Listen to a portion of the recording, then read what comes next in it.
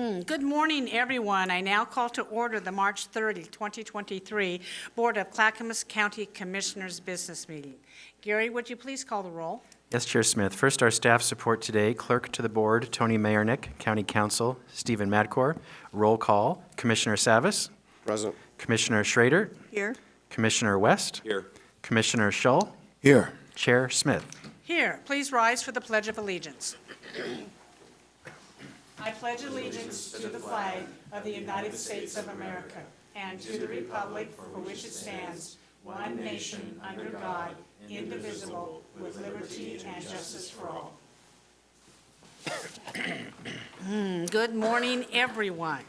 We are holding this meeting in person and virtually. If you've joined us via Zoom for this meeting and are interested in providing public comment, we will prompt you regarding how to do that when the time is right.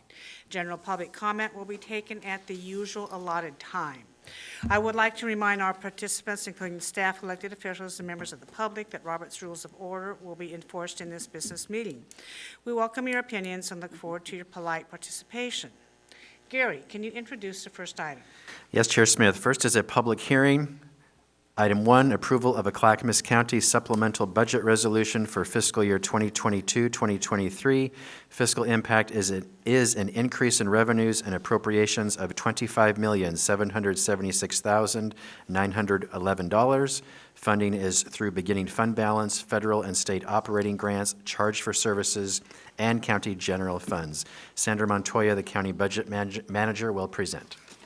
Good morning, Chair and Commissioners. Sandra Montoya, Budget Manager. Before you this morning is a supplemental budget request. It is goes under Oregon Budget Law, ORS 294, and it basically says that before we overexpend in any legally authorized budget category, we have to request permission to increase the budget authority. So before you, we have a packet totaling $25.7 million across 10 different funds and or departments, and for various reasons, we've got items that are before you.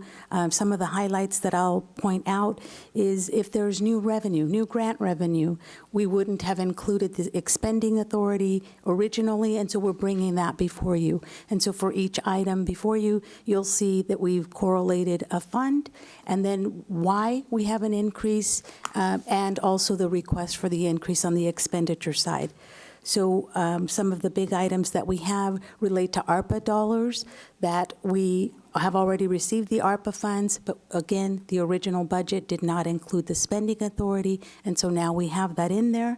We've also got some money in H3S, in the Health Center Fund, Stone Creek Golf Course. Stone Creek relates to increased revenue for golf fees, and then the request for increased authority for spending for capital projects and maintenance. So with that, I'll pause and allow you to ask any questions if you have any. Thank you. Questions from commissioners regarding this budget? I remember a time sitting at this diet and you would come forward, not you particularly, but other budget people would come forward on a budget resolution, and we would be in the negative, not in the positive. And so I think we are kind of becoming complacent, seeing our revenues increase and increase over the last several years when historically we've sometimes had to decrease them, but thank you. I will now open the meeting for public testimony, and we'll take in-person testimony first on anyone who wants to testify on the supplemental budget. Seeing no one, Tony, do we have anyone online who wishes to testify on the supplemental budget? If you would like to testify on the supplemental budget, please use the raise hand feature, and I will call on you in the order received.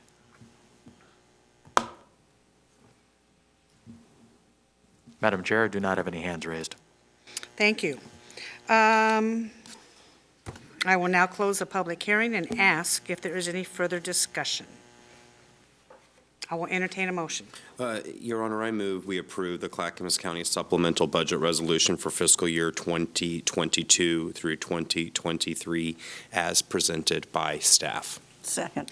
Commissioner West has moved we approve the Clackamas County Supplemental Budget Resolution for fiscal year 2022-2023 as presented by staff, seconded by Commissioner Schrader. Any further discussion? Tony, please take the poll. Commissioner Schrader. Aye. Commissioner Savas. Aye. Commissioner West. Aye. Commissioner Schull. Aye. Chair Smith. Aye, motion passes 5-0. Thank you very much. Gary, what's next? Chair, would you now please convene as the Water Environment Services Board? I will recess as the Board of County Commissioners and convene as the Water Environment Services Board. This is a public hearing for Water Environment Services. Item 1, approval of a supplemental budget resolution for Water Environment Services for fiscal year 2022-2023. Fiscal impact is a transfer of appropriations of $380,000, funding through Water Environment Services, Surface Water Operating Fund, and Surface Water Construction Fund. No county general funds are involved. Ron Waringa, Assistant Director of Water Environment Services, and Aaron Blue, Administrative Services Manager of Water Environment Services, will present. Great, thank you, Gary. Good morning, Chair and Commissioners. Ron Waringa with Water Environment Services. Before you is a resolution to approve supplemental budget for Water Environment Services fiscal year 2022-2023. The supplemental budget increases the appropriation from the surface water capital outlay by accessing existing contingency and increasing a transfer from the Surface Water Operating Fund. The combined net impact of the adjustments is a net increase in appropriations of $132,500. The supplemental budget is required in keeping with a legally accurate budget and needed to accommodate unforeseen additional capital spending for West's surface water program. We respectfully request approval of the supplemental budget and would be happy to address any specific questions you may have. Thank you. Do the directors have any questions or comments? I will now open the meeting for public testimony. I will take the in-person testimony first on the supplemental budget for Water Environment Services. Is there anyone who would like to testify on this particular issue? Seeing none. Tony, is there anyone online? If you would like to testify on the West supplemental budget, please use the raise hand feature and I will call on you in the order received. Madam Chair, I do not have any hands raised. Thank you. I will now close the public hearing and ask if there's any further discussion. If not, I'll entertain a motion.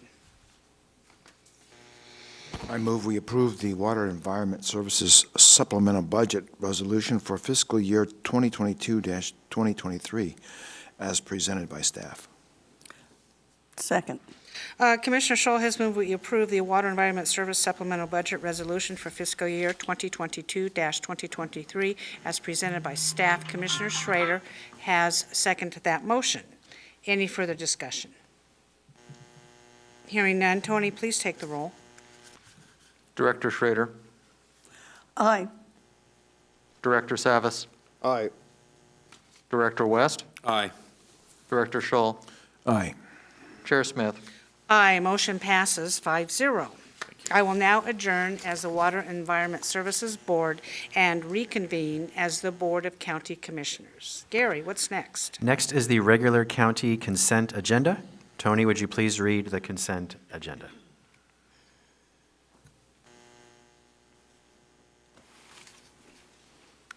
Clackamas County Consent Agenda, elected officials, item 1, approval of previous business meeting minutes for the Board of County Commissioners. County Council, item 1, approval of a board order to extend the cable television franchise with Wave Division 7, LLC, doing business as Astound Broadband. No fiscal impact, no county general funds are involved. Finance, item 1, approval of personal services contracts for as-needed professional real estate services with Apex Real Estate Partners, LLC, Brown & Carter Management Group, LLC, CBRE Incorporated, and Lansfield Realty Incorporated. Each contract not to exceed $150,000 for 3 years. Total contracts not to exceed $600,000. County general funds could be involved as contracts are for on-call or as-needed basis work. Human Resources, item 1, approval of a personal services contract with Ogletree Deacons Nash Smoke and Stewart, PC, for a chief negotiator for contract negotiations with the Clackamas County Peace Officers Association and the Federation of Parole and Probation Officers Represented Employees. Total contract value is $607,000 for 7 years. Funding is through budgeted county general funds. Transportation and Development, item 1, approval of a board order authorizing purchase of 3 2024 Freightliner 114 SD trucks with Columbia dump bodies installed through a State of Oregon cooperative purchasing agreement with Premier Truck Group of Portland. Total contract value is $783,039. Funding is through the County Road Fund. No county general funds are involved. Item 2, approval of a resolution declaring the public necessity and purpose for acquisition of right-of-way easements and fee property and authorizing good faith negotiations and condemnation actions for the Stafford Road, Patullo Way to Rosemont Road project. Total contract value is $16,516,846. Funding through Community Road Fund, System Development Charges, and House Bill 2017 Safety Funds. No county general funds are involved. Madam Chair, that concludes the list. Does any commissioner wish to remove any item? Seeing none, I will entertain a motion. Your Honor, I move to approve the consent agenda as read. Second. Commissioner West has moved for approval of the consent agenda as read. Commissioner Schrader has seconded the motion. Tony, please call the poll. Commissioner Savas, Aye. Commissioner West, Aye. Commissioner Schrader, Aye. Commissioner Schull, Aye. Chair Smith. Aye, motion passes 5-0. Gary, what's next? Chair, would you please convene as the North Clackamas Parks and Recreation District? I will recess as the Board of County Commissioners and convene as the North Clackamas Parks and Recreation District. This is the consent agenda for the North Clackamas Parks and Recreation District. Tony, would you please read the consent agenda? 1 item, approval of a supplemental budget resolution for North Clackamas Parks and Recreation District for fiscal year 2022-2023. Fiscal impact is a transfer of appropriations of $153,000. Funding is through beginning fund balance, property taxes, fees and fines, and other revenue. No county general funds are involved. Thank you. Does any commissioner wish to remove any items from the consent agenda? No, Chair, but I would like to just add some information that Sure. staff provided when this came up on Tuesday, and that the majority of those funds were for an FTE.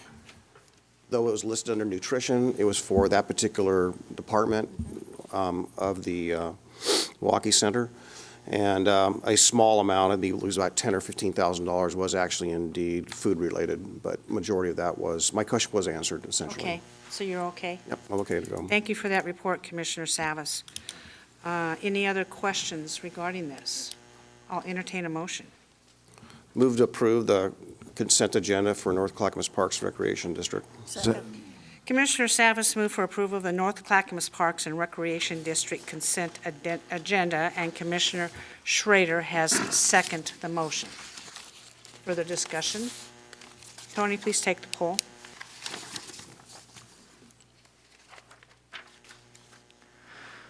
Director Savas, Aye. Director Schrader, Aye. Director Schull, Aye. Director West, Aye. Chair Smith. Aye, motion passes 5-0. Chair? Yes, I just have a technical question. Procedurally, why is this supplemental budget not a hearing? If it's under 10% of the total budget, it can be done as consent. If it's higher than 10%, it must be a public hearing. Okay, thank you. thank you, Commissioner Savas, for that clarification. I will now adjourn as the North Clackamas Parks and Recreation District Board and reconvene as a Board of County Commissioners. Gary, what's next? Next is Public Communication Chair. Thank you. This portion of the agenda shall be limited to items of county business which are properly the object of board consideration and should be nonpartisan in nature, as the BCC is a nonpartisan governing body under Oregon Revised Statutes and County Code. Testimony is limited to 3 minutes. Comments shall be respectful and courteous to all. As a reminder, you can email submissions for public communication at bcc@clackamas.us, and these will be accepted as part of the public record. I will now open the meeting for public testimony and take the in-person testimony first. I'm going in order of the cards presented to me. Anna Hosley, you are up first.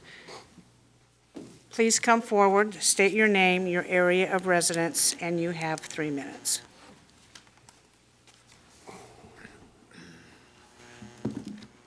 Good morning. I'm Anna Hosley, and I'm a resident of Oak Grove in Clackamas County. And last week, I told you about a neighbor of mine with a family of 5. He works full-time in a retirement center where he is a fan favorite of the residents there. He cannot afford a 1-bedroom apartment in this county, even with that full-time salary. He was told when he called the Coordinated Housing Access Line that there is no rental assistance available until he is literally homeless, until he loses everything.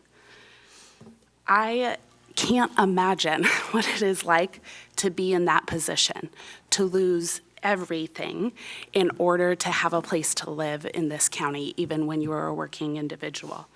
At that point, you lose your home, you lose your things, you lose your stability, and then most likely your job. And it is a long, slow, costly, painful climb back to housing. I can't imagine how you do that without a transitional place to get back on your feet. One thing I wonder both when I look at the resolution that's come out and as I hear all this conversation about turnkey is, do we intend to have transitional housing in Clackamas County? Can I ask that question? Is that a part of the plan? Can you answer? You can ask all you want. Any commissioner can I'll jump opine. in really quick. Go ahead. Yeah, yes, there is. And we're having further discussions beyond this hotel also. And I believe, and I think this board believes that transitional housing is a part of the need to create stability within the community.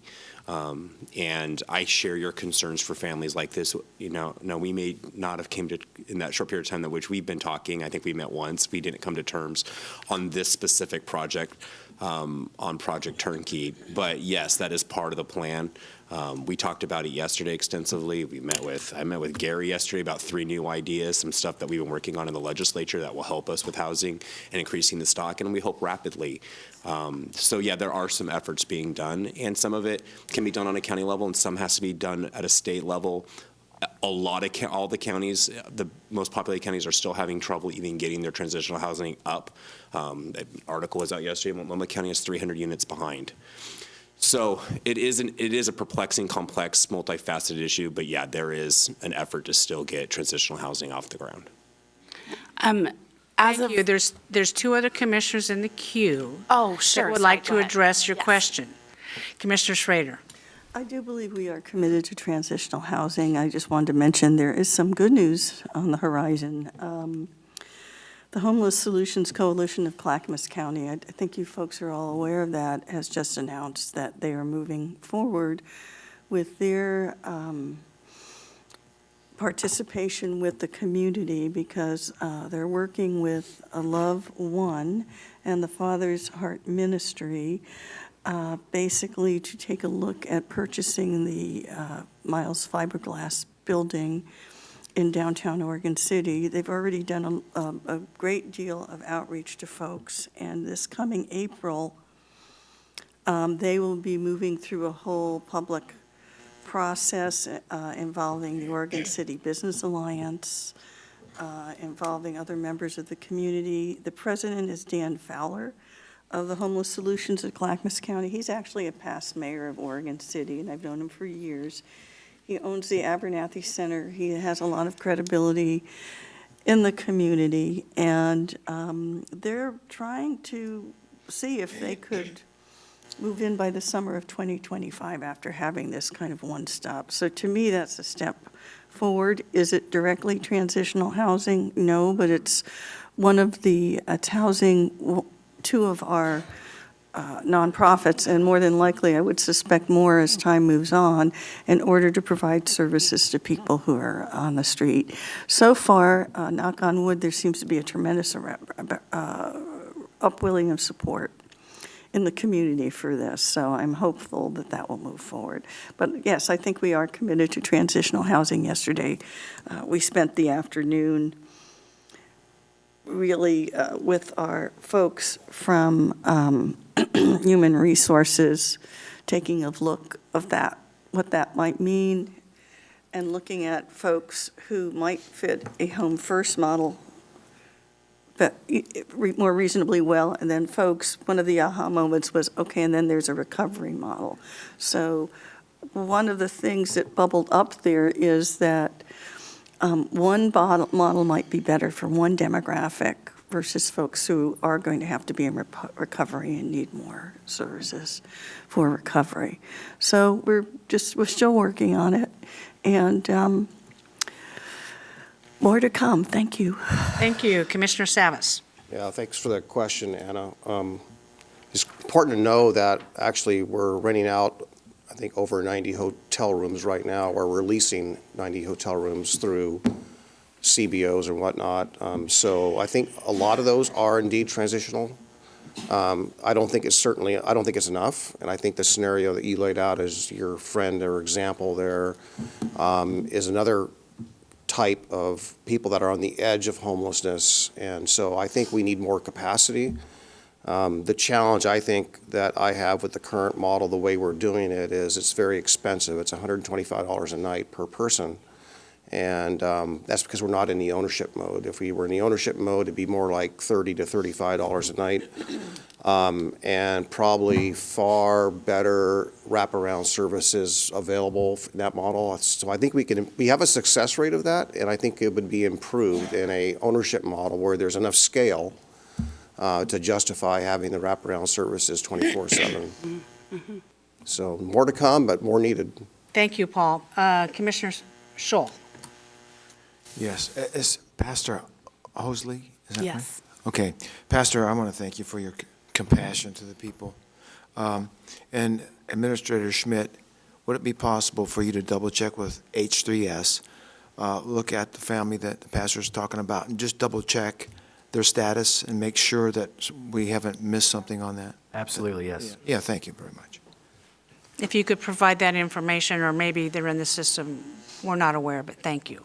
Okay. All right? Can I respond in my remaining time? Would that be okay? Yeah, go ahead. Thank you. I am glad to hear that that's the intent of the board, to have transitional housing. I think we've been really behind on that. Historically, in Clackamas County, this has been a major gap. As you've said, we are using hotels in that way right now, which I'm thankful for, and I think it helps. I also always imagined that was a short-term solution that is not very cost-effective. It pains me to see, even just fiscally for our taxpayers, the turnkey opportunity go away when it is offered to us through grant money, and then to have only options left for this need that we all intend to meet that are very expensive. I would really like to see that looked at again and see if there's any other ways to make that happen, both for those residents who need it now, who already needed it a long time ago, but also for our whole county who's invested economically in the most cost-effective way to get this done. Thank you very much. Up next, Fumi Tosu.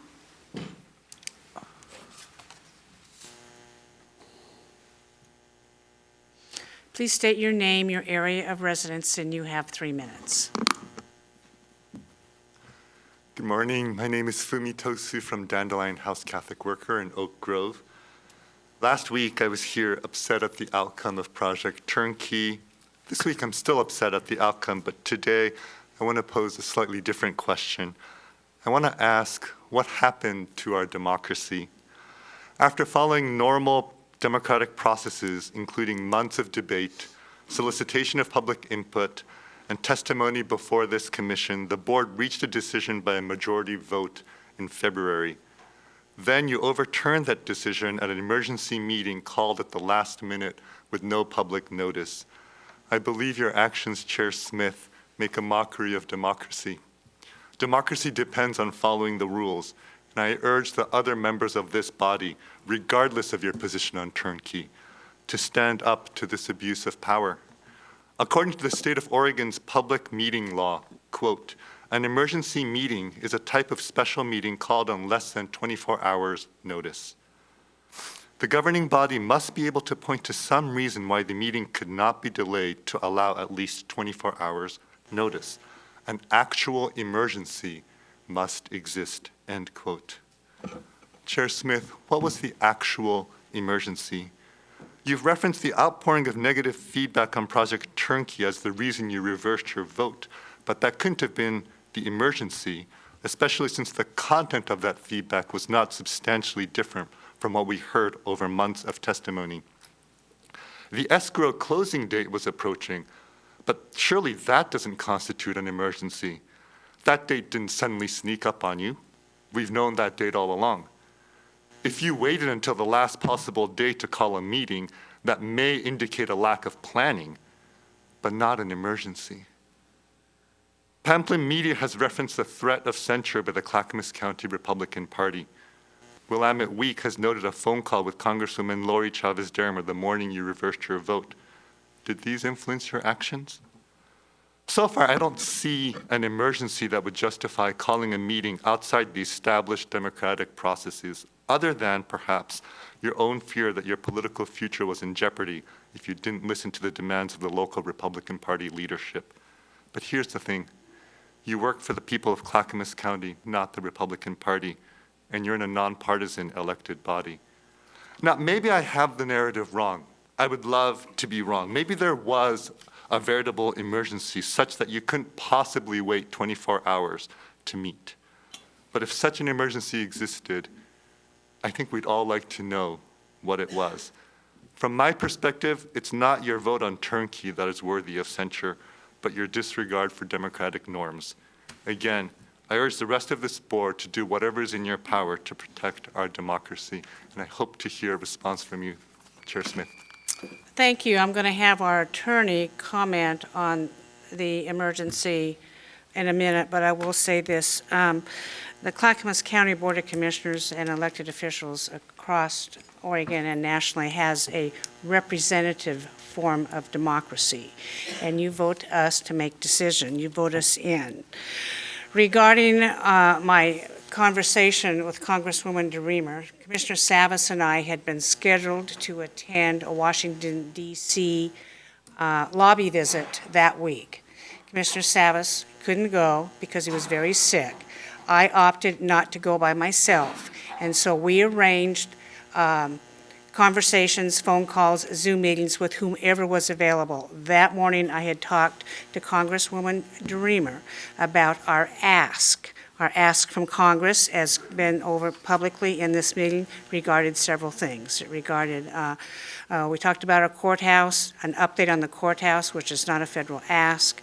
There are many items on that list. She received help with our juvenile department, with our public safety department. There was an issue of electric buses. And so that's basically where the conversation was.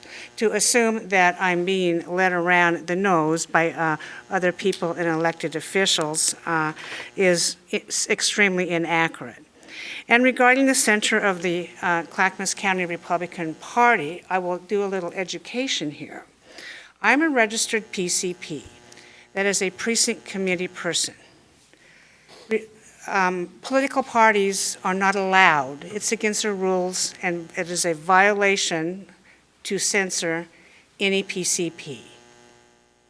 It was just a bunch of noise, and I did not consider that, and I do not consider the Oregon Republican Party, the Clackamas County Republican Party, or the Clackamas County Democrat Party to be influential in my decisions going forward. My decisions are based on the common good for all citizens in Clackamas County. And since a vote on February 16, there was mounting and mounting and mounting a growing concern not to do this in that location. And there was testimony here today saying there's still not rooms filled in Multnomah County because what is happening is the population is either not seeking to go into these facilities or the model is not working and the homeless population is growing for various reasons. This board has decided to take a different tact a tack that we probably should have considered before we made the decision for the Quality Inn. And Stephen Madcore, would you address the other questions he raised? Concerning an emergency, Yes, Chair? Yes. So this board's order directing the acquisition of the Quality Inn delegated signing authority for all these closing documents to the county administrator and/or the chair. So somebody has to sign these documents on behalf of the county. Gary Schmidt had in front of him a DocuSign file to sign these documents. We had a wire about to go out for $7 million to pay for this project. That was the emergency. That's what required a immediate convening of the board so the chair could reflect her change in vote. So Administrator Schmidt was no longer authorized to execute those documents. Thank you. Up next, Valerie Chapman, come forward. You please state your name, your area of residence, and you have 3 minutes.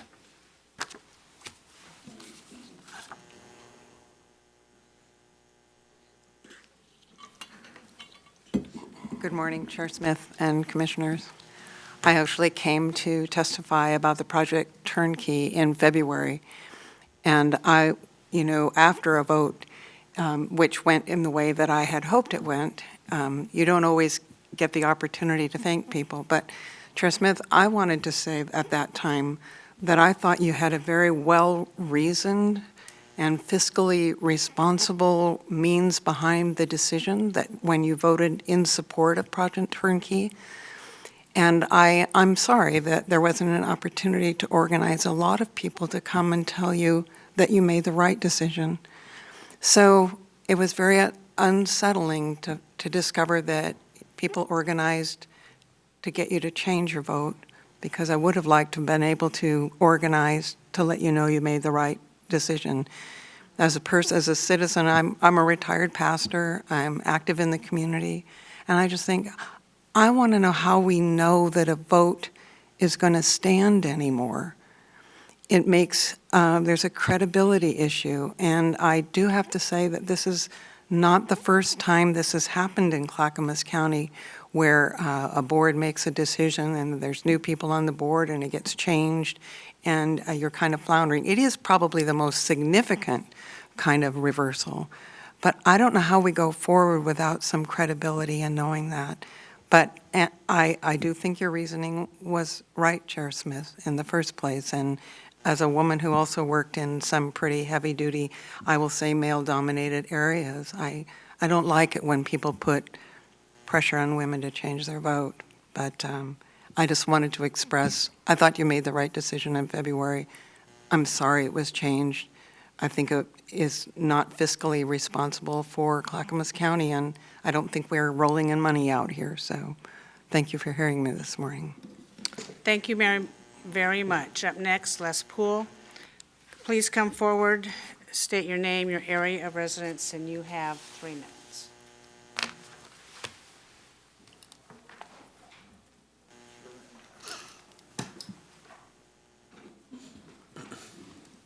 Good morning. Les Poole. If you want to see abuse of emergencies, take a trip to Salem to the Capitol. If you want to see abuse of the emergency clause, you want to see politicization of it, take a trip to the Capitol. I think focusing on some of the details about how we got to where we are is convenient, but some of what I'm hearing is condescending and inaccurate.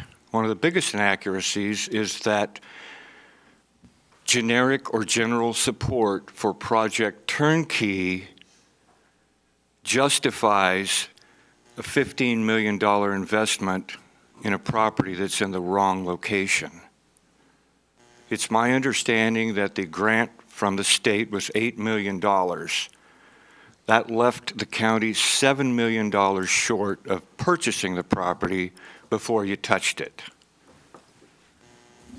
Much of the resistance was based on the fact that the zoning of that property and the economic engine and value of that property around town center was not given adequate consideration, not even close. And while Project Turnkey 2.0 has had a number of efforts to purchase properties, the Quality Inn was presented late in the game. We didn't spend 5 months, 6 months, or a year and a half on the Quality Inn, and we keep hearing that. That's not accurate.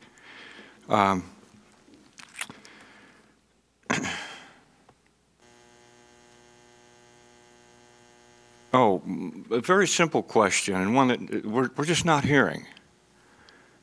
If the county were to spend $7 million elsewhere, what would we get? How many people could we save on the Titanic if we had lifeboats rather than yachts? How many people could we save on the Titanic if we had lifeboats rather than trying to rescue them with a yacht? It's a good question, isn't it? Thank you. I'm going to submit some fairly extensive work that I've done on this issue to the county, and hopefully it'll get some consideration. I want to conclude by saying that almost every week in the consent agenda, hundreds of thousands, sometimes millions of dollars are allotted towards homelessness. And another fallacy that we seem to be hearing over and over is the county isn't doing anything. The county is doing a lot. And in all of the discussion, we don't hear where is the commitment from the folks that are homeless? How do we get them to recognize they need to have more skin in the game and take more responsibility oftentimes for where they're at? Some folks that are homeless are victims all the way. Others, it's been their own doing. And that's kind of a sad reality. If I had more time, I would ask some questions about our good friends at Metro and their plan to once again give Clackamas County the short end of a stick on a land use decision. And that's regarding taking land from our growth supply and giving it to Tigard so that Tigard can develop it. And sadly, Clackamas County once again gets nothing. So I appreciate the opportunity to speak as always, and I invite your comments whether you agree with me or not. Thank you. Up next, Paul, you want to speak? Yeah, I think I just want to correct something. Mr. Poole, you and I have agreed on things, and sometimes we've disagreed on things. So I think it's important. I listened to last week's testimony last Thursday.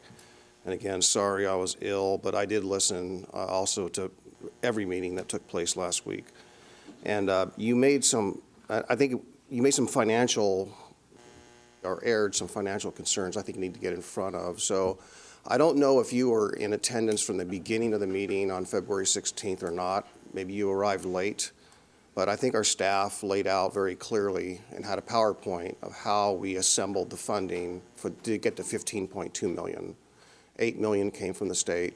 5 million came from approximately $5 million, no, $3 or $4 million came from the Metro housing bonding, and another 2 million from, I believe, the OHA. So there was no general fund, all money specifically for this purpose, that if we didn't spend it, it would be spent elsewhere in the region or the state, elsewhere. So I want to make that perfectly clear that the money was there, okay?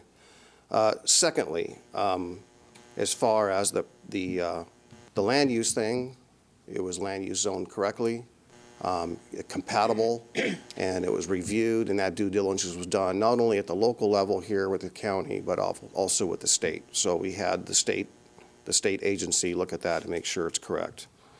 And I love your analogy of the Titanic. I want to speak to that. You know, I've been really put a lot of thought in the last 7 days, 8 days about this, and here's how I look at the Titanic analogy. The Titanic hits the iceberg. All the people are on the ship. And there's people in the water that are falling in the water that need a lifeboat. And we have the lifeboats. And Are we going to release the lifeboats to save the people? Or are we going to wait until we have enough lifeboats for everyone? And I think the choice is that in an emergency, the captain and the leadership and everyone stays on the ship to make sure everyone gets in a safe harbor. Maybe that's not the right term, but gets into the lifeboats. And I just feel as though that we've got the money specifically for this. We have the opportunity. We have the lifeboats. And the people are in the water. They are on the street, and they are suffering. And it's our duty to let the lifeboats into the water to help save as many people as we can with the dollars that are specifically for this purpose. So I love your Titanic analogy. I thought just I'd add another layer to it. Thank you, Chair. That's all I have. I thought that on the land use, you were talking about the swap on Metro, is that right? Well, he did that too, but under the turnkey, he mentioned land use. So I just wanted to clarify that. Commissioner Schrader. Yeah, I just want to thank you, Commissioner, for clarifying the cash flow piece of this, because it was not county general fund. It is money that the region is pulling together to address this issue. In terms of the Titanic, believe it or not, I got to visit the site there. And one of the things, the history of that is, of course, there weren't enough lifeboats. And a lot of people perished because there weren't enough lifeboats. And when we talk about transitional housing and these other opportunities that we're going to have to save people, we're building lifeboats, and we have to increase the number. We don't want to have a situation like the Titanic, which is pretty much what we may be facing now. We need the capacity. I truly believe that turnkey would have worked. I think that we could have worked, we probably had some repair work to do with folks who are anxious about it, but I think that could have been done. But that's my personal observation. And I, again, say this respectfully, because I will continue to respect and honor all of my colleagues here on this dais. Thank you. Commissioner West. Yep, we all want to help people. That is the common theme. But let's talk about what is the iceberg that formed over decades of really bad policy that caused the Titanic to get a giant hole ripped in it. Decades of bad leadership out of Salem, out of Portland, all over the West Coast. We've been using housing first policies since the Obama administration. The problem explodes. So yeah, there's a lot of factors to this, and I'm excited by the conversations we're having to address this possibly in other affordable ways that save more money than what many would think possible. Sorry, I'm getting also over being a little ill, so if my voice sounds a little froggy, that's why. But yeah, I think we need to be honest about why this problem persists and exists up and down the West Coast. And it is a lot of really failed policies like Measure 110, like harm reduction policies that are used in a way that allow people just to slowly kill themselves. We give people peanut butters and tents. We give tents and peanut butter sandwiches, but we actually never offer an opportunity for self-sufficiency and an ability to really thrive as an individual. And we don't offer real hope for them to ever stand on their own 2 feet again or provide an environment where that's possible. We don't treat mental health. And we don't have any recovery services in the state, and we rank last in the nation. Yep, there's an iceberg, and it has hit the ship. And in 90 days, in less than 90 days, this board is trying to do something about it. Nope, we don't agree on Project Turnkey. We didn't get there. But I believe we're going to do good things moving forward to address the issue. Commissioner Scholl. Yes. I feel that this county has displayed a great deal of compassion for the homeless. We're doing what we can to try to make a difference. We have recognized that so many cities and counties and states have tried to be compassionate, tried to make progress to alleviate the suffering of our homeless populations, and seen little real progress. And one of the couple reasons why I voted know in the Quality Inn on 16 February was, one, I felt that our counties and our cities, our states are failing to take the difficult course change that we need to take. You know, you've heard us talk about treatment first as a major missing element in addressing the homeless problem. We're spending, like some of my colleagues have already said, hundreds of millions of dollars just in the greater Portland area every year to try to deal with homelessness. I'll talk more about some of the other things we need to do at the state and federal level to make a difference, to return to a society that's really, truly healthy. But also, I want to share with you that as we have compassion for the homeless, I have a responsibility to respect homeowners, businesses, families, and their needs, their inputs, and their opinions also. So there's a pro, there's a con on every issue. And one of the things I want to make sure you know about is that there were 1,974 people from the greater Happy Valley, Clackamas Town Center area who signed a petition asking us to not purchase the Quality Inn. So I'll let it go at that for now. Thank you. Thank you. This board met yesterday afternoon, as promised, in a planning session, and as promised, next week we will roll out our plan on moving forward. Up next, Story Long. Please come forward, state your name, address, and your area of residence. You have 3 minutes.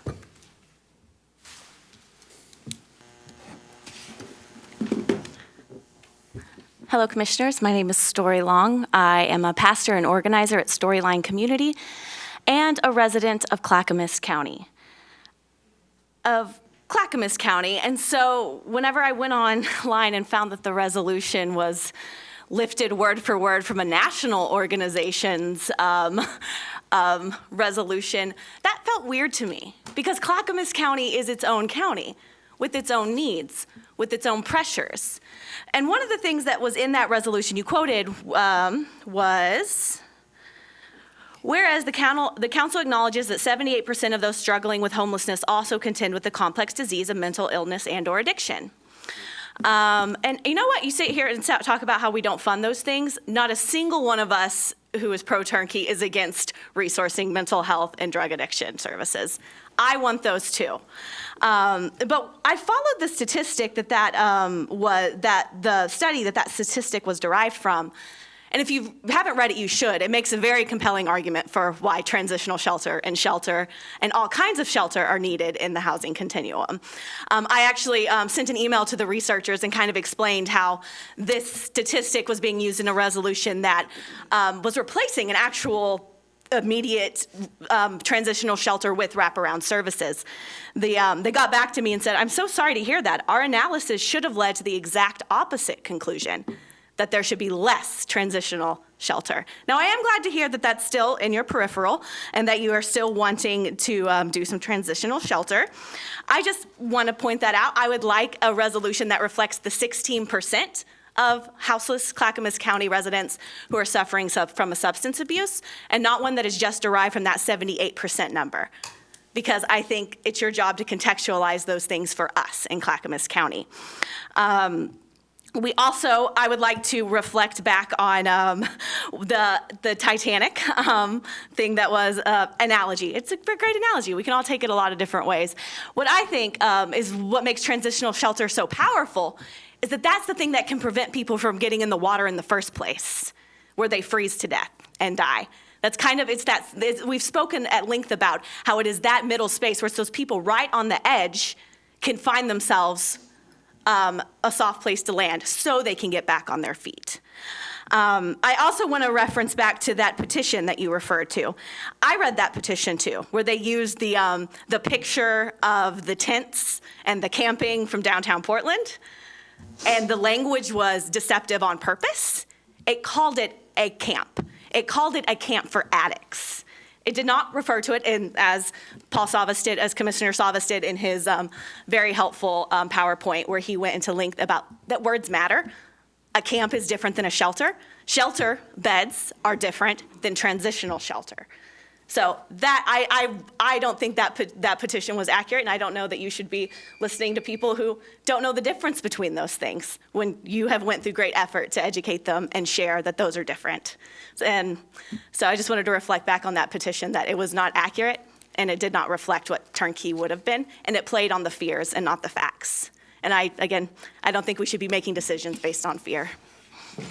I don't believe we are, but thank you. Commissioner West, you're up. Yeah, Ms. Long, thank you for your statement. Yeah, we do work with outside thought leaders and organizations to help change the direction in which the state and county are going. There are many municipalities throughout this region and local governments that are considering that resolution to create a counter narrative about the broken policies in which we have done things here locally. So we do collaborate with other people that are much, much more successful in different parts throughout North America, and we'll continue to look to those thought leaders and those people that really kind of champion a worldview in which Clackamas County will be promoting. When we were elected to this office, we were elected to try to solve things in a different way than what we've seen in Portland, and the chronic abuses of power coming out of Salem, and the lack of ability to actually address these issues that is causing the human suffering that we're seeing today. So yeah, we are going to look to a different direction that pushes back and says, yeah, criminality is something that we have to address in public safety. The open use of open-air drug dens, what this actually does to the individual, where they can no longer make rational decisions for their own well-being anymore when they are a slave to illicit substances. And we have allowed this environment to thrive. We have enabled it in this area. So yes, Ms. Long, we will be looking to other thought leaders to move this county in a different direction. Thank you. Up next, Neil Walker. Come forward. You have 3 minutes, sir. State your name, please. Neil Walker, greatly appreciative of the way that Chairwoman Tootie's decision-making has stopped the purchase of the meth motel. Why do I call it the meth motel, or a possible one? I witnessed Corvallis leadership buy a motel in downtown Corvallis, roughly fall of 2021, and after a year period of observing the block in which homeless individuals had access to the building, there was meth, abandoned vehicles in a 4-block radius, tents that continued to camp outside in the grass area, and then a full year and a half later, they still have an increased homeless population, increased meth use, and increased violent crimes. A stabbing 3 days ago by the skate park in which youngsters use the facility. I commend you on your leadership, thoughtfulness, Chairwoman Smith, to not buy the hotel. And if anybody thinks that the iceberg is something of substance, the reason why the main driver of homelessness is unresolved childhood abuse issues. And my fellow men who are homeless use meth and other medications to self-medicate. And you didn't hear any words of addictions or recovery in that. So I don't know about analogies, but the Bible says to attempt to be accurate. If the Titanic is society, that iceberg is childhood abuse. And it gutted society, and that's why you have homeless generations sleeping on the streets of downtown Portland, and which I did for 6 months. And I've lived in my car for 7 months, and I have been in roundtable discussions with Portland State academia who study homelessness. They're sunk in their leadership, however, not you, Chairwoman Smith, and thank you, commissioners, for your boldness, and thank you for opening up the Blue Ribbon Committee discussions. Childhood abuse, unresolved, is the primary driver of homelessness, and I've had those talks with the Catholic Archdiocese, and the Chancellor of the Archdiocese is the chairwoman of a think tank for religious leadership, and thank you for your time, Chairwoman Tootie. Clackamas County Board of Commissioners made the right decision to not buy a $15 million motel that would have turned into a war zone, traumatized police, decreased the property values in that area, and thank you for your braveness, Chairwoman Smith. And I have been homeless, and I used to self-medicate because of my unresolved childhood abuse issues on the streets of downtown Portland.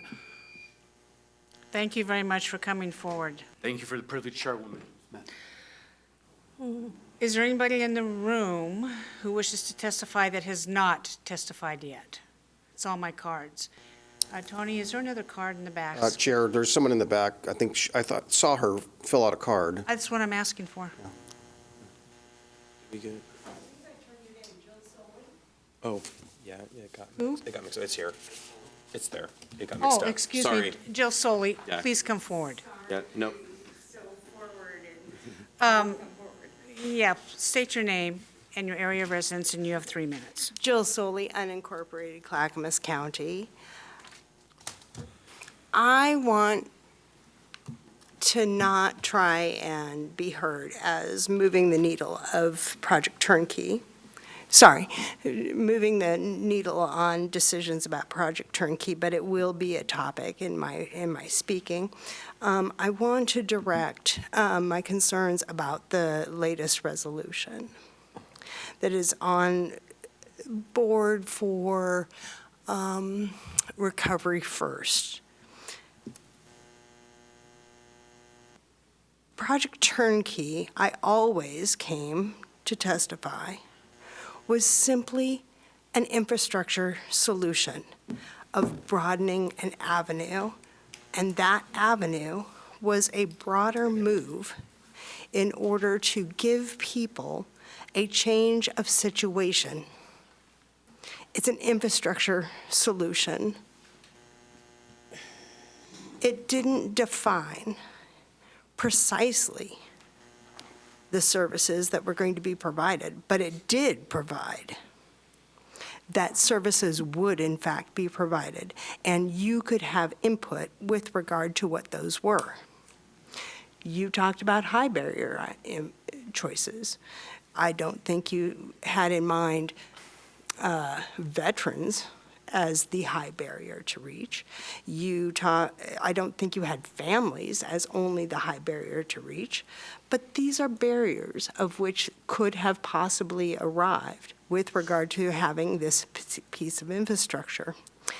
This new resolution is taking away any kind of open infrastructure decision and saying, we are not going to address the individuals and the stories that were presented to you in testimony over and over and over again, because there wasn't any testimony of homelessness that were saying, please help the fentanyl guy just be homeless and fentanyl addicted. That never showed up in your testimony. The new resolution is saying that I am going to treat every person's testimony as somebody who needs to go through a recovery model, because you're therefore, with regard to the entirety of the whereases, says all that we are going to consider is about recovery only. So I want you to look very closely at the wording in that document, because it is very focused. Thank you. Thank you very much. Tony, online, do we have anybody who wishes to testify? We will begin with Kate Miller. Please state your name and area of residence. You will have 3 minutes. Yes, hello. Thank you for listening to me. Sorry, I have a dog in the house. I live in Lake Oswego. I am a concerned citizen in Clackamas County, and I have been observing over the past 20 years that there has been essentially a very strong housing market in the Portland metro area. There's a number of new people that have come into communities all around, including Clackamas County. It's concerning to me that there is an absence of a comprehensive housing policy to deal with family, wage, scale housing and solutions for people that fall through the cracks, period. There's not any one solution. We need a portfolio. We need some Section 8 housing. We took out almost all the Section 8 housing in Lake Oswego about 15 years ago. And at that time, Metro was told, and the region was told, we will study it. So when I hear we will study it, I think it's time for us to sharpen our pencils and create workable solutions that are not one size fits all. And we have a crisis with the fentanyl and the addiction right now that's overwhelming. It's a tsunami. But we've had before a very strong capitalist-based and builder-friendly environment, and this is part of what's caused so many people to fall between the cracks. We know now that something like 80% of families are living paycheck to paycheck, and many have children. Many have aging at-home relatives. So we really need to work more efficiently as a group. I'm very disheartened to see this project have this about face. This is one project, though, and I want to see three things. One is we're losing opportunities with Metro and our credibility in the region to leverage federal funds and state funds, as well as regional funds like Metro. That is really bad on us. That's our bad. We have to own this as a group, that this is a failure. And if we look at the fact that we had all our housing development land given to Washington County, well, we have to point the finger to us, that we didn't have a comprehensive plan that allowed for development. So I don't want to see this project as just one failure or a lack of imagination. What you really need is a comprehensive plan that is doable and livable and doesn't just favor developers. Thank you very much for calling in today. Up next. Continuing with Carmena Chavez, please state your name and area of residence. You will have 3 minutes. Hello. I am a Clackamas County person. I live in Happy Valley. I want to give you a little background of me.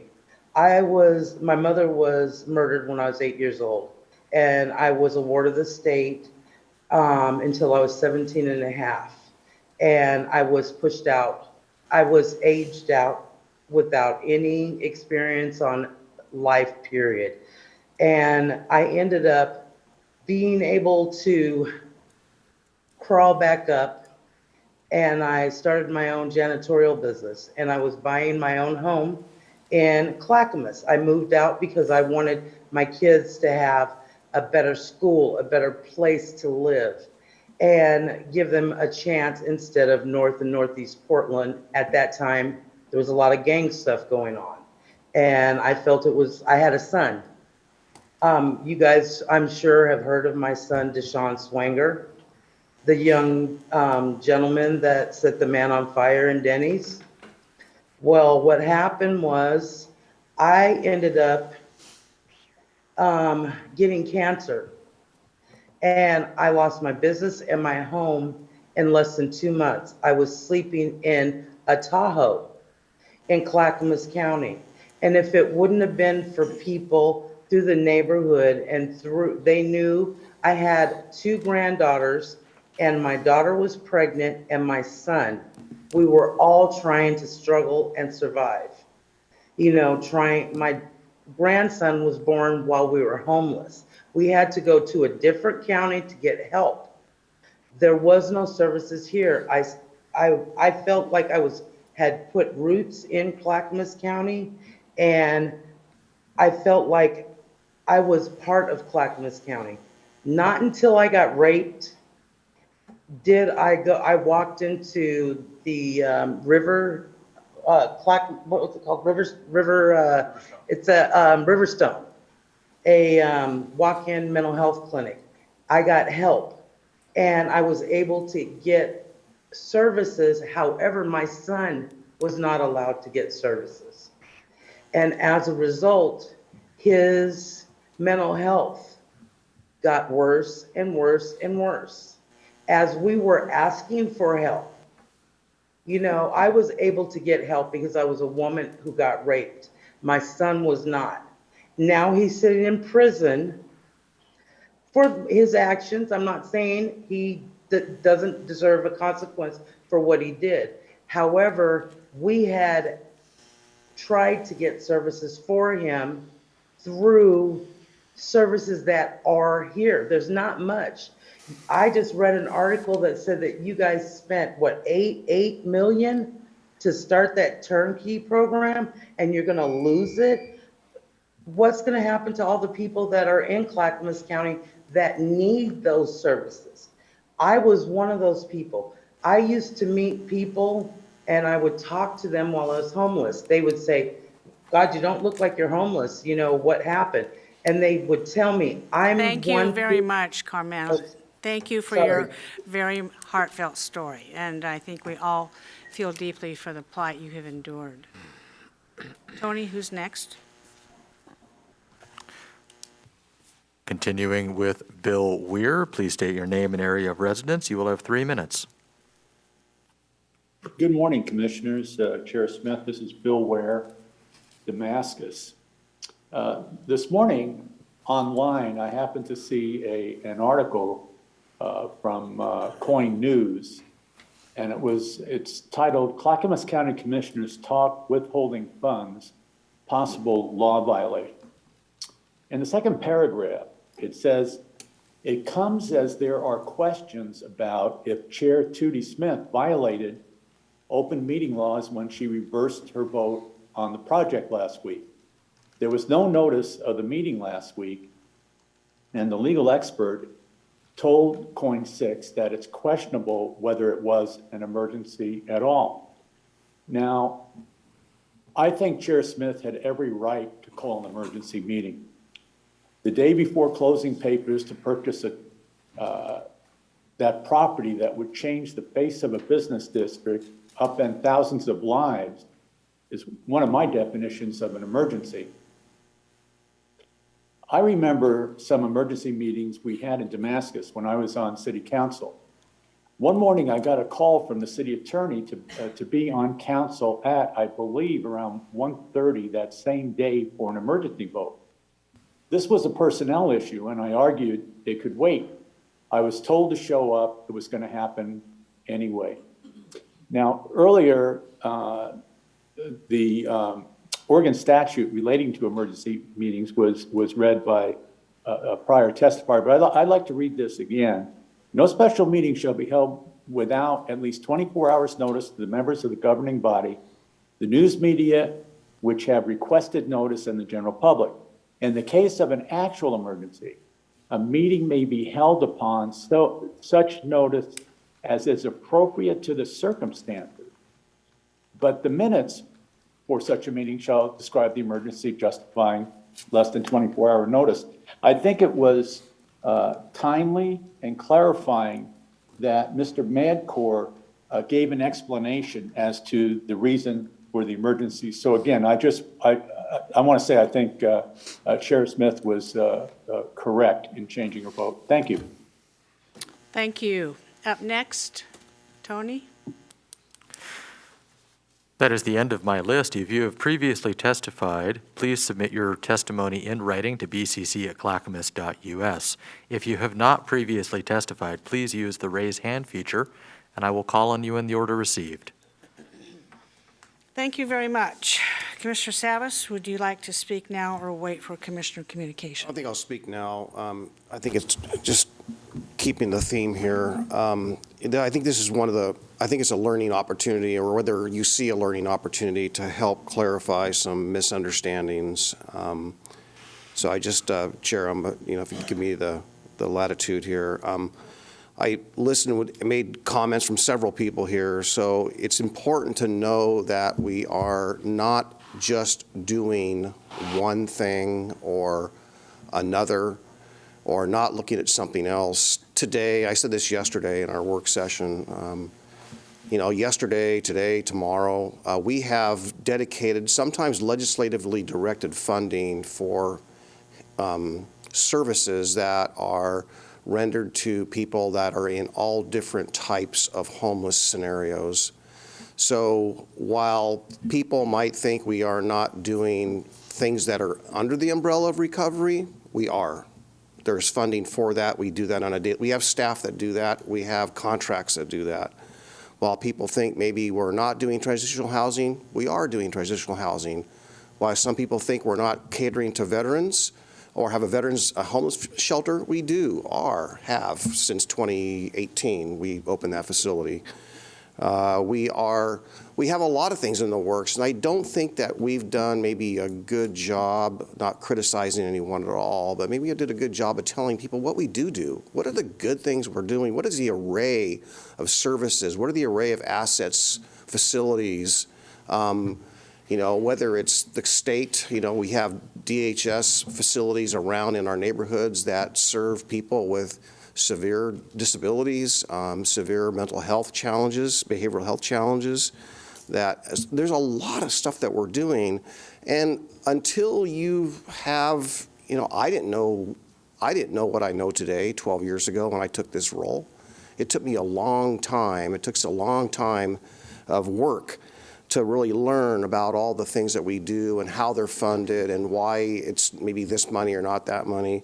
But I just want to say that we aren't just serving high barrier people. People of all different types are receiving services one way or another. We can do better, and I think that's our goal. And there are monies available that are, I won't say earmarked, but are specifically directed to be spent in a certain way. I agree, call it the array of services or the palette of solutions or the palette of services. We need more, and they need to be more specific, but it's not, I just want to make it perfectly clear. Maybe I don't have agreement with my colleagues, but I think that we have quite a bit, and we can't throw it all out the window and say, you know what, we're going to stop doing everything we're doing today, throw it out the window, and then we're going to start over and we're going to talk about it. We're not doing that, frankly, because all these things are already in play. These contracts are in place. We're doing such. I want to make sure people know that all those programs that are in play today, that have been in play for years, are continuing on. So we're not abandoning that as well. That's important. Someone said there's no plans. Well, actually, there's a lot of plans, and the plans have been implemented, again, by the programs I just spoke to. The supportive housing services, there's something called an LIP that was improved in March of 2011 that we've acted on, and those supportive housing services are going out. The LIP, we call it, Local Implementation Plan. 2021. 2021. What did I say? Well, and that's okay. Okay, yeah. No, Yep. You're correct. Thank you, Chair, for correcting me. So there are plans, and those plans are in place. But again, I just want to, Chair, just to seize this opportunity to clear up a few of those things. And while I heard some of the testimony that, again, I really appreciate the stories, and I really appreciate it. It's really clear to me that everyone's experience, as minor as it may be, and in some kinds quite severe, shapes their life. And I can see how someone who might have certain experiences be very, very sensitive and very acute and aware of just that type of situation that got them or someone they know to that place. But it is broader. The facility, the Quality Inn, it was described as a meth hotel. No disrespect to that, but frankly, we stated very clearly all along the way, from February 16th included, that this was a no drugs, no alcohol facility, and no outside camping, none of that. So I just wanted to clear that up, that was not going to be realized as some people had feared. Chair, that's all I have. Okay, we're going to start Commissioner communication in a moment. But that's the end of my list of people who are wishing to testify, correct? Okay, Yes, we Madam will Chair. now move on to Gary Schmidt. You're up next. Next is administrator update, but I'll pass this week, Chair, so you can continue your commissioner communication comments. Okay, thank you. Well, Commissioner Savas, you're up first on my list. Would you wish to opine anything more, or it's up to you? Well, I was actually had today off because I have family that are coming in from out of town, so I didn't have anything prepared. And so unless I think of something before any of my colleagues complete, I think I said a lot today. Yep, yep. Thank you very much for coming in, by the way. Sometimes we get caught up in these jobs and family takes a hit. Up next, Commissioner Schrader. Well, I'd like to start by giving a shout out to my friend Dan Fowler, who was the past mayor of Oregon City. He has been extremely active with his colleagues and the Oregon City Business Alliance. And they've been very active in the Homeless Solutions Coalition of Clackamas County. And right now, this is really a bright star on the horizon for us, because the Homeless Solutions Coalition of Clackamas County has been, for months, engaging community leaders around the idea of a navigation center. I've mentioned that recently. It would be at the Miles Fiberglass in downtown Oregon City. I think it's around 14th Street. And Lori Oland, who's a friend, also owns that building and is actually one of our premier business people who is extremely supportive of taking that building and making it be a one-stop. And some of the participants are in Father's Heart, Love One. We are listed as Clackamas County officials. We've been watching this. The Oregon City Police Department and other service agency partners.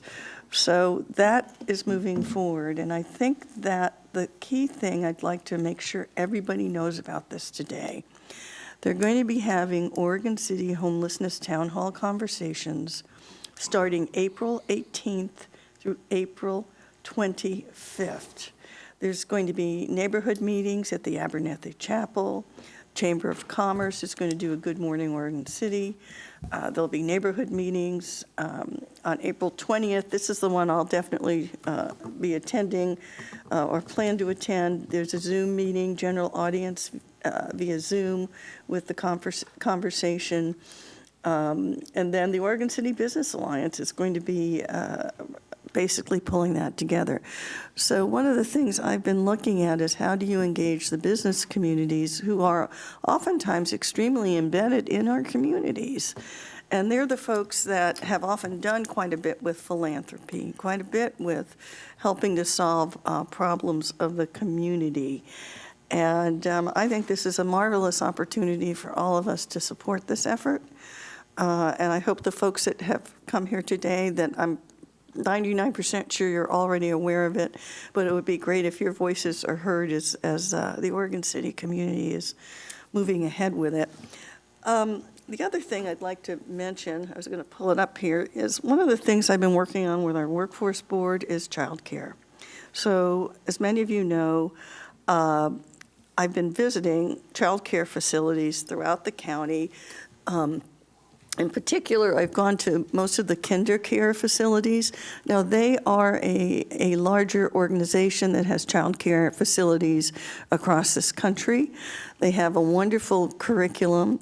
I was very, very impressed with what I saw when I visited them, and have come out to find out what some of the challenges are, not the least of which is having a facility that is child-friendly.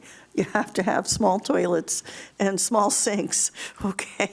A lot of those things that you kind of have to build into the model. Now, kinder care is not the only option. We have a number of folks who get certified to run childcare in their homes. We have our Clackamas County Service District Superintendent Larry Didway, and they've just pulled together a new Head Start program where they are. We've got the children's area in Gladstone that has everything from K-3, including a healthcare piece and a relief nursery there. So there are lots of those models out there that I really believe that we need to start looking at. One of the things that keeps people from actually working is, the ability to have childcare. I myself was almost going to have to attend some of these meetings virtually because my daughter in Boston had no place. Children were sick, and she didn't have a backup plan. And as it turned out, some of my son-in-law's family stepped into the breach, but I was also prepared to do so if necessary. So this is an issue across the nation. And so one of the things that I've been looking at is all the research, and I'm involved with a Counties for Kids initiative that is looking at all the policies across the nation about what we can do to increase childcare. I'm hoping that we can continue to work with our early learning hubs here and our folks that are working on childcare internally here in Clackamas County, as well as our entire workforce board. But it's a very, very important issue. I've been tracking the legislation down in Salem just to keep an eye on it. It's just my own personal priority that I've been keeping abreast of that, because I think the next thing is we're going to be looking at strategies for engaging the business community in local child care efforts. That's kind of what my focus is really going to be, because I believe that it's an economic development issue as well as a social service issue where parents need to get to work but need to know that their children are safe in a child care situation. The last thing I just wanted to mention, I just found this out today. It was rather interesting. The FDA will make an anti-opioid drug widely available. That is Narcan, and with the goal of cutting overdose deaths with remedies over an over-the-counter solution. They said, Dr. Robert M. Califf said in a statement that the over-the-counter authorization was meant to address a dire public health need. So that is Oxone nasal spray, which will help improve access to naloxone. Thank you. I knew that my friend, the nurse, would tell me. The nurse knows what yes. it is. And they're going to try and increase the number of locations where it's available. So it'll hopefully be preventing opioid deaths with this. So, yeah, and Ben, jump in any time if I screw up, okay? Because you're the public health guy. So, okay, that's what I have for today, folks. Thank you. Okay. Commissioner West, you're up. I'll just give an update, a little bit behind this week, just getting over also being a little under the weather. I had the opportunity to go to Salem and testify on Senate Bill 449, which this county unanimously, this board wanted to support that bill because we think it is a great policy solution to help kids aging out of foster care or children that were adopted and are higher risk out of foster care. What this bill does is right now, big bipartisan support. I think I said this before, but I think 2 you were in the legislature when this happened.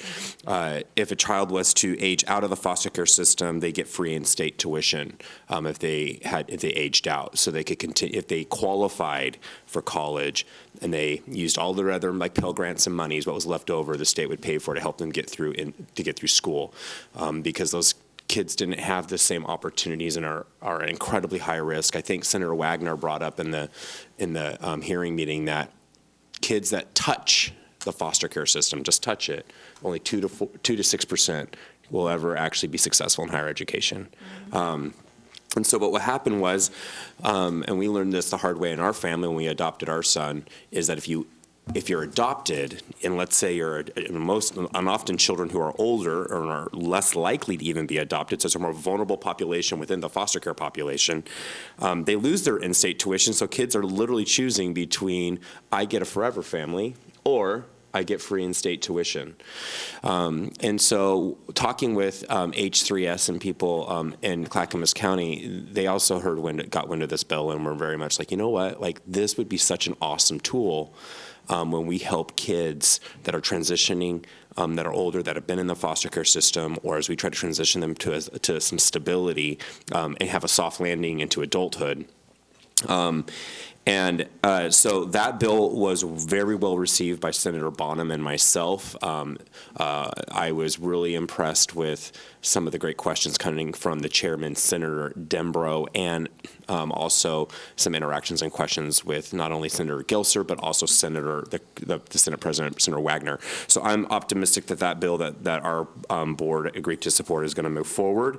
I think it's another tool in the toolbox as we deal with different crises that we're trying to address and creative policy solutions. Thank you. We've tried 4 times to get this bill passed just to fix it so kids don't have to choose between adoption and foster care, and we're hopeful that this time that we'll have that same bipartisan support. Thank you. So there is also, I won't name the specific bill, but I told this board yesterday, we didn't get a chance to speak at our meeting, but there were some other innovative bills that will help bring potentially a significant amount of housing online quickly and affordably in Clackamas County with some of Commissioner and Chairwoman Chair Smith's leadership in creating innovative policy solutions. We hope to see that pass, advocate for Senate Bill 1013. Go ahead and explain it. Can I explain it? You're okay with that? Senate Bill 1013. I think if we advertise this and work this out the right way, I'm optimistically hopeful. This is my opinion. But I think we could bring 50 to 100 additional places for people to live in Clackamas County throughout the county quickly within months. What Senate bill, there's a land use issue that prohibited people that have RV pads or RVs to either rent that RV out or to allow somebody to stay at their house using an RV. Or we didn't have people had no place to put their RVs, so sometimes they end up on the streets. So what this bill does is it allows an individual to either rent an RV or rent out their RV to somebody monthly or continuously. It cannot be an Airbnb type of situation. Sometimes you see RV, Airbnb type of stuff. It can't be that.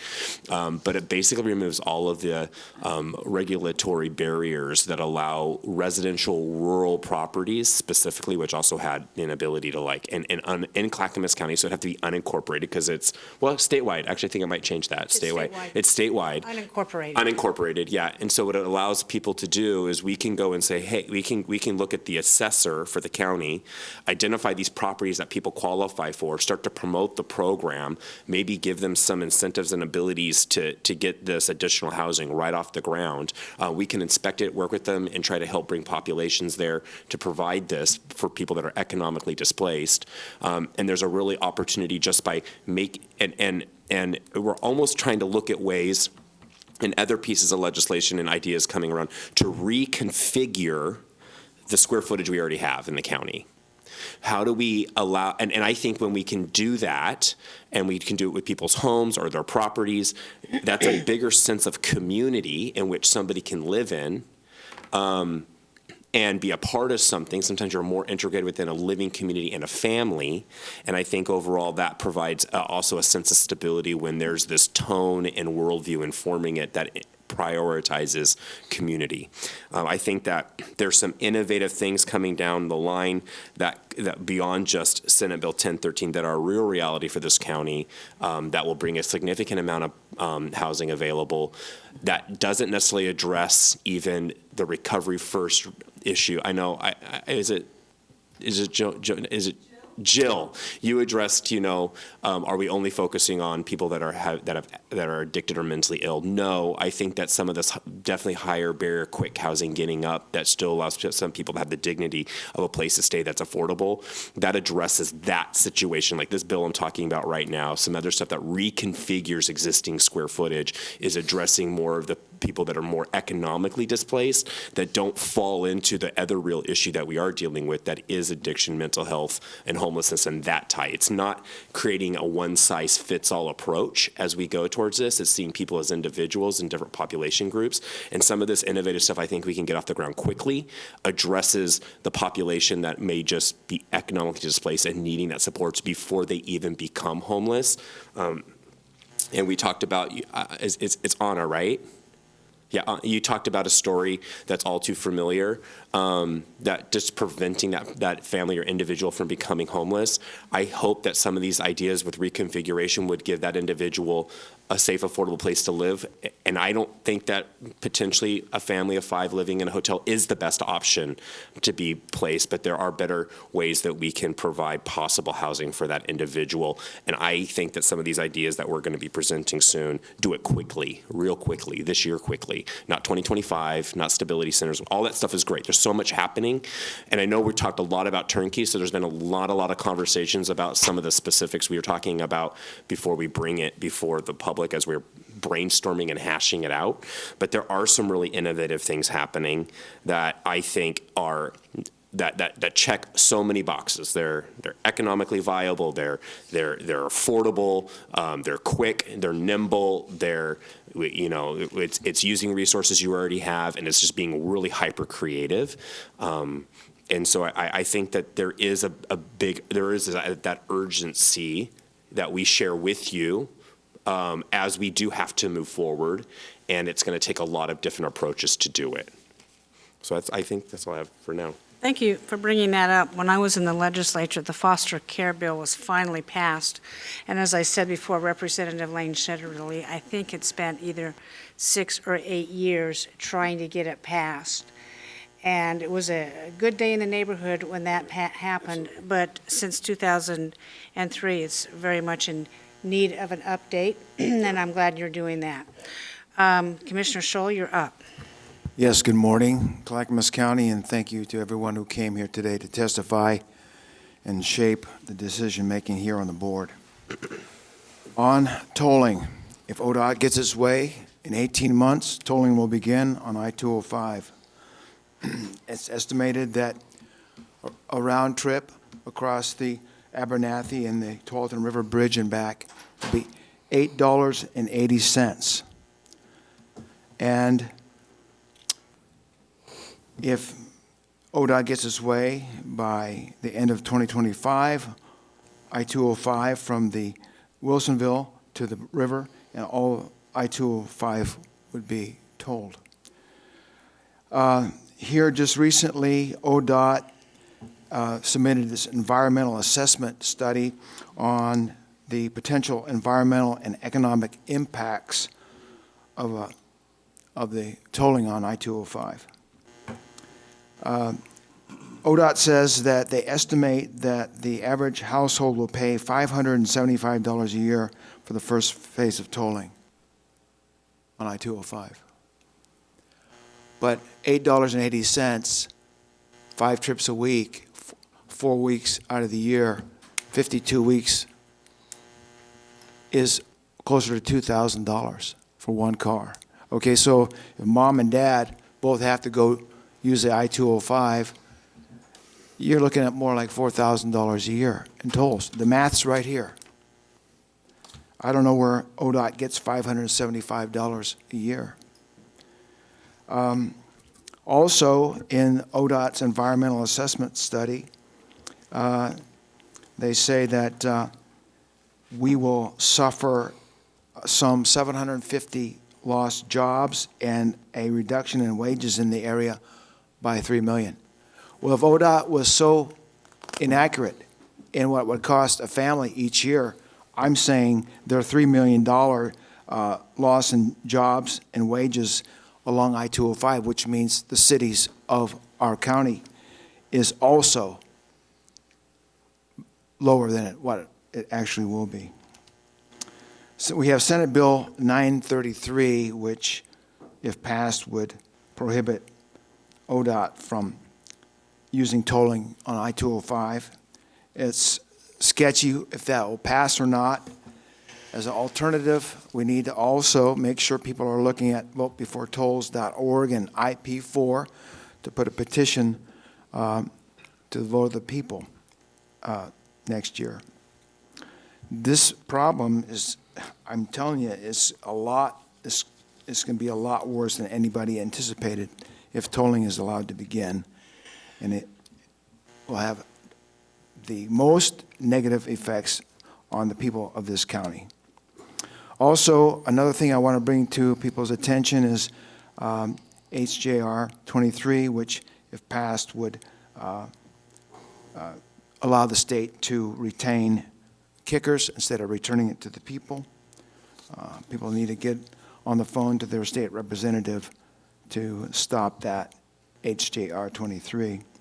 Also, before the legislature, something that's very concerning to me. My concern is the safety in our public schools. This package is a Safe Schools package. People need to take a look at it. There's 7 bills in the package that address things like school resource officers, secure entry to schools, and other policies that would hopefully make our schools safer. People need to contact their state rep on that too.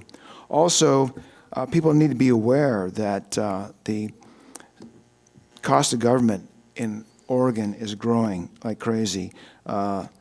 Looks like we're going to have a 25.5% increase in the state budget come this next fiscal year.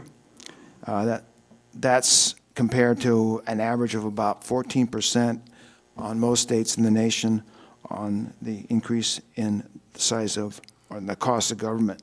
Also, we're looking at, in Oregon, some 4,700 new government employees. That is expensive. People need to get involved and insist that government be trimmed down. Okay, now on the idea, concerns, hopes, and dreams about reducing homelessness, there needs to be a full spectrum approach to this problem. It is not simple. It's got a lot of tentacles that need to be addressed. We're spending hundreds of millions of dollars a year just in the greater Portland area on the issue of homelessness.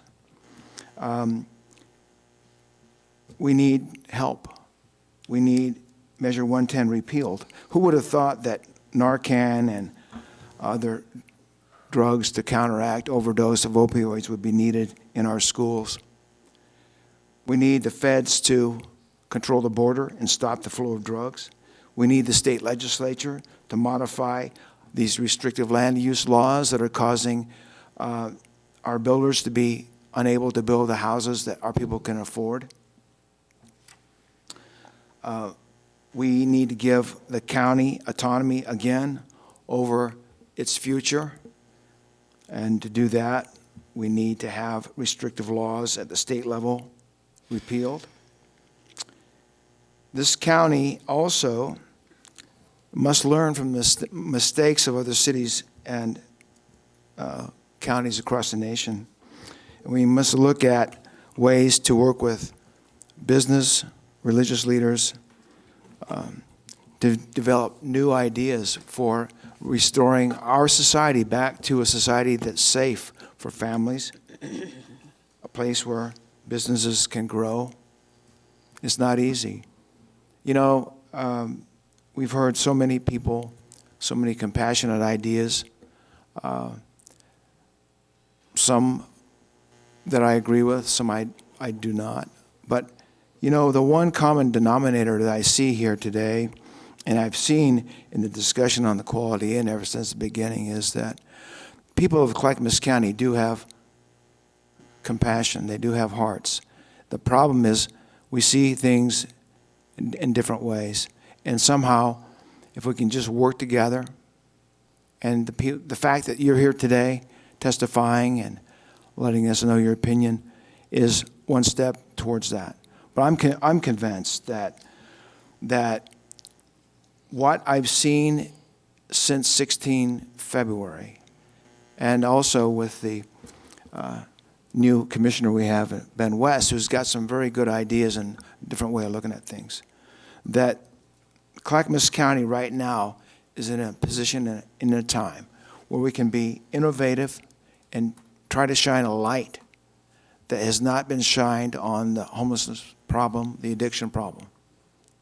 So with just a little bit more patience, I'm hoping that we can just get the ball rolling. We can begin to see some actual plans for this treatment first thing while giving attention to rental assistance vouchers and doing what we can to keep people off the street and in housing security as best we can. Thank you very much. Thank you, Commissioner Scholl. Commissioner Savas, can you be brief? I have a lot to say. Okay, yep. Well, Chair, yeah, I didn't get much to say last week, and yesterday when Commissioner Scholl astutely pointed out that the topic at 11:30 was not the one I was speaking to, I said, well, I'll speak to it later then, and the later is now, so I'll do the best I can, Chair. In reflection of all of this, I just want to say that my grandparents, who all immigrated from Turkey, Constantinople, during the mass genocide, my family, through time, grew up with a number of different cultures around us. So I have a mix of family, despite my immediate family being Greek. And in that, I learned there's cultures, different cultures, and cultures that are afraid to make mistakes and cannot accept in their society making mistakes. And I think one of the things that America really shined as a country was innovation. Innovation because we didn't let those cultures get in the way of bigger thinking, open-mindedness. Research and development can't happen in some cultures as a result of that. My experience in racing, my experience in aerospace, my experience in aviation, if we didn't try, we wouldn't be flying today. If we didn't make mistakes and weren't bold enough to make mistakes, there would not be medical cures because they were developed basically on trial and error principles. So sometimes it's not about not this or that, or not either, or it's both. It's everything. So you've got to try everything at times. We can't let perfect be the enemy of good. Housing first or treatment first implies in and of itself that we're not going to do anything until we do this first. So it's got this permanence in a sense that we're not going to do this until we do that. But I argue, and I said that yesterday, it's both. It's not that we do it first. We do all of those things. And I think that's, again, part of the solution. My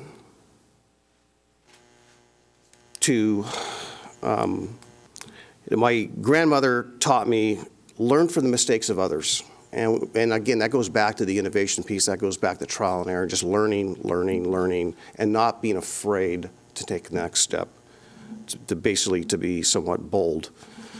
I will say that just going back to the Titanic model again, people cannot wait for us. It's been said, the idiom of sorts, that while some people knew the iceberg was ahead, there were people on the deck that were arranging the deck chairs, right?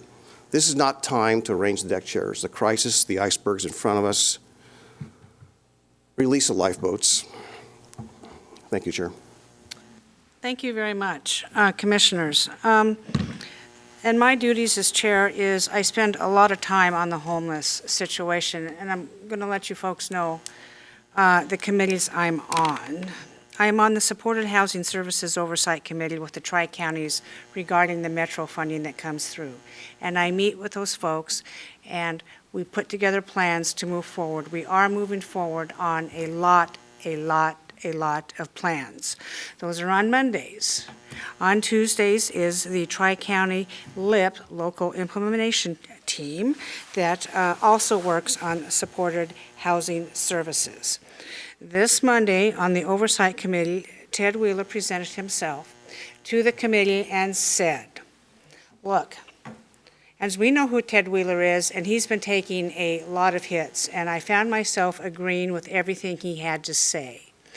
He said, here you bureaucrats are thinking that you know how to do best, but what we need to do, I implore you, what we need to do is start listening to the citizens of our communities as we move forward on any types of plan for the homeless.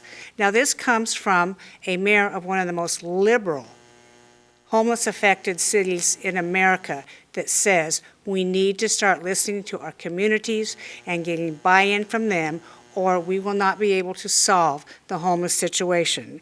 And my reversal on this vote is doing exactly that.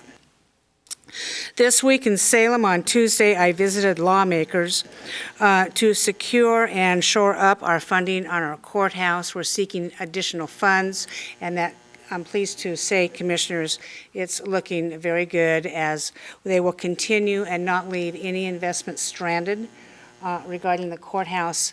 This week, I also had a separate conversation with the governor, and she affirmed that. She said, look, Tootie, when I was in the legislature, I sat on the Capital Construction Committee.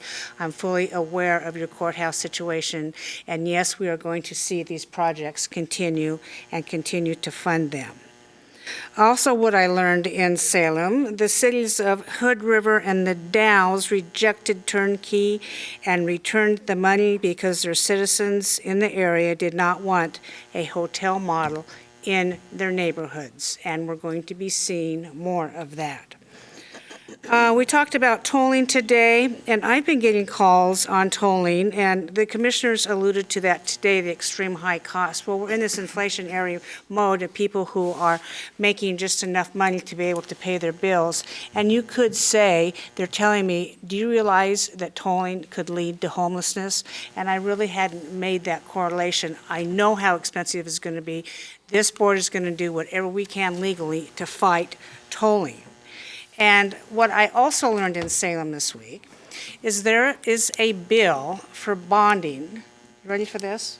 For $1 billion for the Columbia River Crossing Bridge over the Columbia River to be supported by tolling. Clackamas County residents who are being tolled will be paying disproportionately, not only for our projects, but for the projects for Portland and Multnomah County. And that is our argument. Do not toll Clackamas County I-205 before I-5 in the rest of the region. Tolling must be spread out and equitable if you're going to do it. And the whole thing is a mess, I have to say that. The foster care bill is very important. I was able to get a senator to sponsor a bill for me, and we call it the RV bill because we had an email come in last year from a lady who lives outside of Sandy, Commissioner Scholl's area, who was unincorporated county, and she had her sister, an adult obviously, living in a RV on her home. The sister's husband had died, and she had 2 children, and she lost her family home. She couldn't continue making the mortgage payments. So the sister says, hey, I got an RV, just live here. Well, evidently she was reported from a neighbor got grouchy about the fact that somebody was living there and that she was helping somebody. So they called our county code department. And the county looked at our codes and says, that's not allowed, you have to move it. Well, my staff worked diligently to try to find a place for her to park her RV, and RV parking, guess what? They're all full. There was no place for this woman to go. So we did some things. I'm not going to tell you what we did. I'm just going to tell you, I'm not going to tell you, because that's our secret. And it kind of made me angry. And the staff came back to me and they said, well, Tootie, that's not a county code, that's a state land use law. I says, okay, I'm going to change it. No, I did not seek permission from this board. And if you don't like it, you can beg for forgiveness for later. So we had hearings on it. It passed out of the Senate hearing unanimously. It's headed for a floor vote in the Senate, and the legislators love it. It allows one RV to be parked on a piece of property indefinitely to house a family until they get back on their feet and ready to go. Now, that's an easy solution, and we talk about rent assistance not being available. I think it's horrid because I talk to the governor all the time about rent assistance. Rent assistance, if it's not, and I'm checking into this, should be used before people are kicked out of the rent. I don't understand the logic behind that. So as we go forward, there are many, many, many things that we are doing on that. And thank you, Commissioner West, for bringing that up. I haven't done the numbers on possibly how many it'll work, but I tell you, I've had family members, and I live on a farm. And I'll let them stay in a motorhome regardless. Just saying that. Also, we have some really interesting other concerns going on besides homeless in this county. We can't walk and chew gum at the same time. Portland General Electric, our main electricity provider, has asked that I sign a letter to the U.S. Department of Energy for the bipartisan infrastructure bill. They want a $100 million grant to harden the electrical system.